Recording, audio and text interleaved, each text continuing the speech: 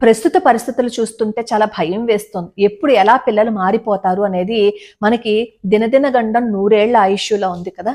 అలా పిల్లలు తయారవకుండా సన్మార్గంలో ఉండాలి అన్నా, మంచి నైతిక విలువలతో మనం పిల్లల్ని పెంచాలి అన్నా వాళ్ళకి ప్రతిరోజు మంచి విషయాలను చెప్పాలి.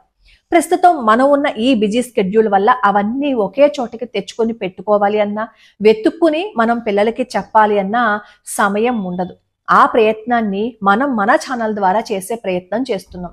నండూరి హేమమాలినిలో ప్రతిరోజు ఒక మంచి కథ, రోజుకో శ్లోకం ఛానల్లో ప్రతిరోజు ఒక పద్యం కానీ శ్లోకం కానీ. మీరు చేయవలసిందంతా ఏంటంటే ప్రతిరోజు పిల్లలకి వాటిని వినిపించండి. లేదు అంటే మీరే వాటిని నేర్చుకుని మీరు మీ పిల్లలకి వినిపించండి.